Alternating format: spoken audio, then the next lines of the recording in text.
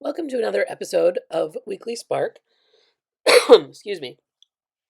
This is future Jenny doing a voiceover because this day there was just a lot going on and a lot of noise in the studio. So let me backtrack and tell you what my thought process was and what I'm actually working on. I had found an image of a rabbit dressed in clothes with a pack on his back, like he was like that old fashioned hobo pack. And it instantly brought to mind the Fool in the tarot card. In that, especially in that classic Waite Smith kind of imagery. And you'll see that in a minute. I'll hold them up. But I decided that I would just use this Hare image. He was kind of like a wanderer, kind of setting out on an adventure. And so I'm blocking in a rectangle that is going to be comparable, since I am actually going to just kind of trace this on. I printed it out the size that I wanted, and I'm just going to lay it on the page and then have fun playing with the image from there. What I have here is paper that I've used a really soft pencil on, like a um, 6B or an ebony, and just made myself a piece of tracing paper. It's a little fiddly to get lined up because it's not see-through like traditional kind of tracing paper or graphite, but it works. So I think I'm going to do some kind of collage border around the image, maybe put in some words. I'm not going to replicate the exact format of a tarot card, but I thought having some words on it would be nice to reference the fact that I am pulling inspiration from the Fool card in the classic deck. The Fool card to me is one that very much speaks to potential. The classic image has a figure blindly stepping off a cliff, and I don't necessarily interpret it for myself personally as that kind of blind, I don't know, that blind cluelessness, but I feel like it's a stepping off into potential. It's a going forth. And so it's very much kind of a joie de vivre feeling to me. And so you're going to see that reflected in the page as I work on it today.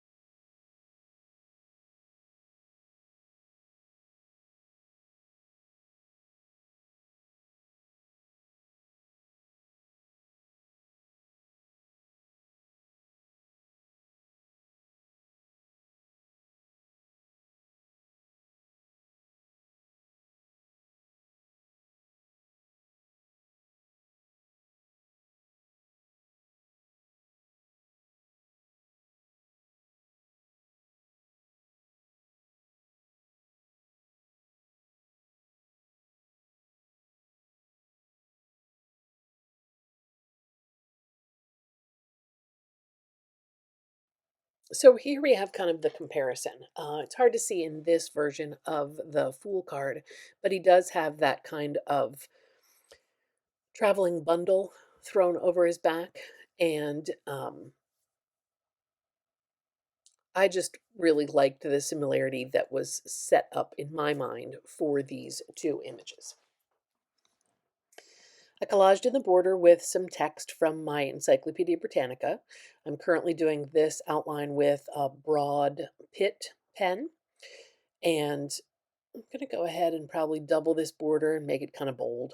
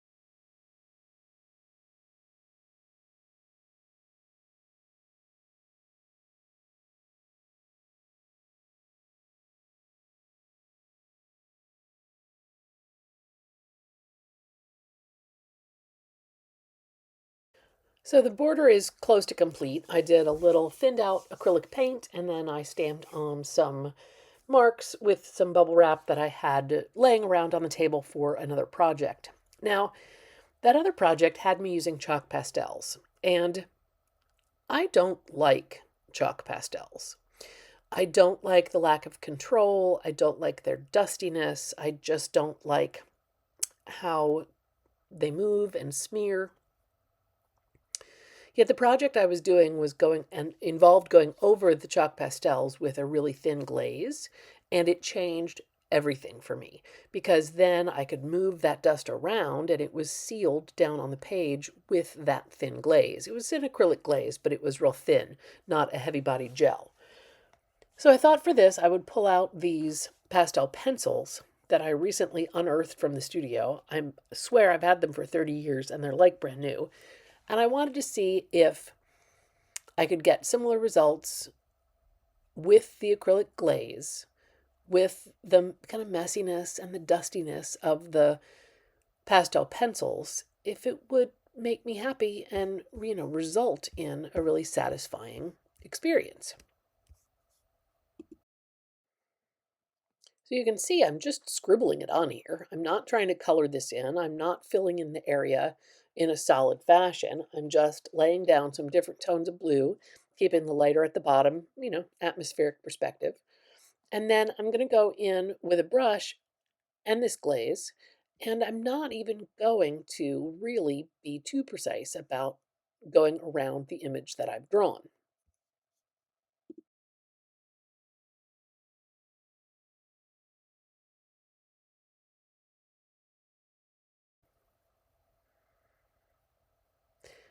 It's a little bit messy, it's a little bit loose, and I think I kind of love it. You can see some of the brush strokes from me applying the glaze. You can kind of swirl some of the color, some of the pigment, once it's mixed with the glaze. And then I know it's going to be permanent and it's not going to create a shadow on the other side of this spread. It's not going to smear on itself. It's not going to be dusty.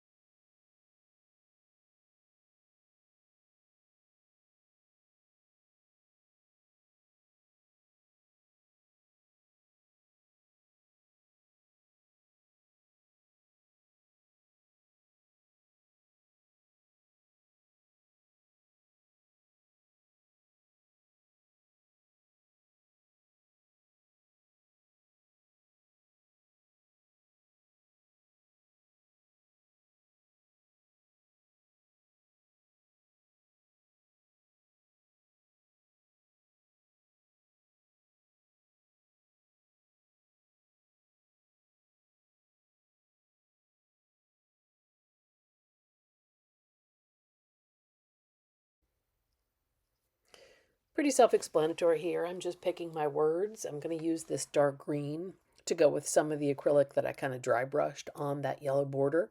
I just wanted it to have a little more depth and not be so pristine, not be so bright. Bring some of the green in from the grassy area.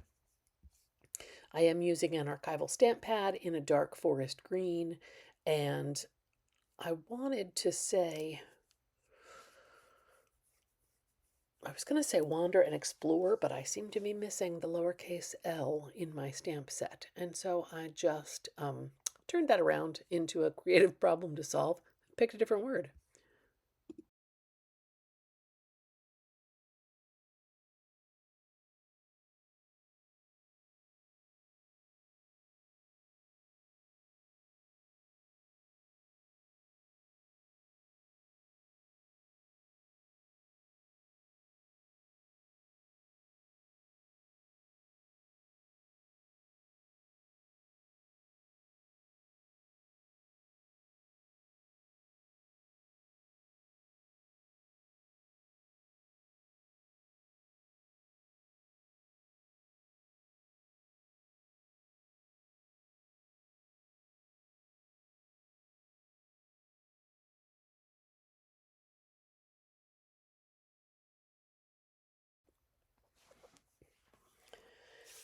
So this is when I have, a plan in my head and I hope I can make it come to fruition. I have the the original image off to the left, which you can't see in this cropped view, and I'm using a Pentel brush pen. So I like it gives me a varied line. It gives me kind of a spontaneous line. It keeps me from getting too tight and too precise.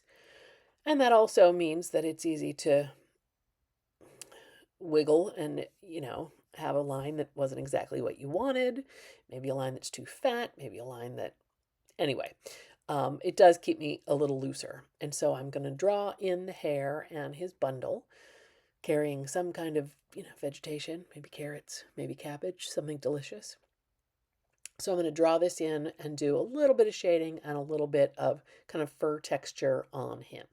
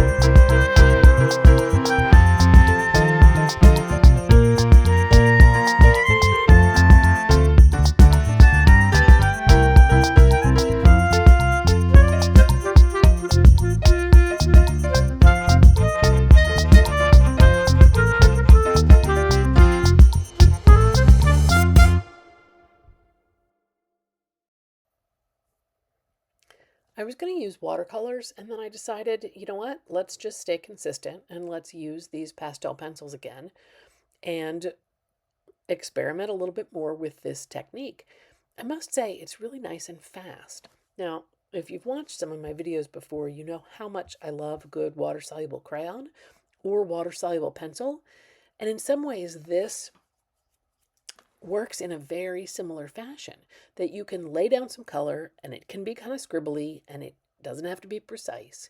But then using the medium, in this case, an acrylic glaze, in that case, water, you can spread things in, create a more uniform field of color, maybe even show some brush strokes, and just have things look uniform.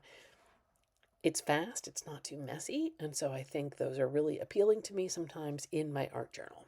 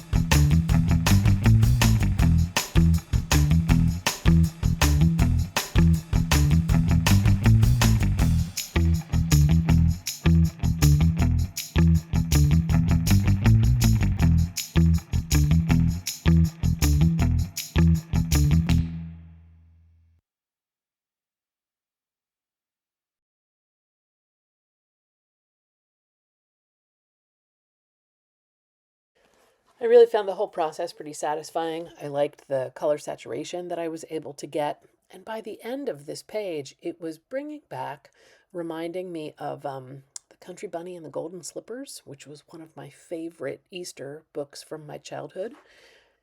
Thank you for tuning in to this episode of Weekly Spark. I would love to have you like this video or subscribe if you would like to see more content along these lines.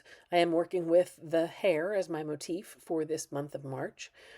And thanks for tuning in. I hope you get a chance to take it to the page. See you next week.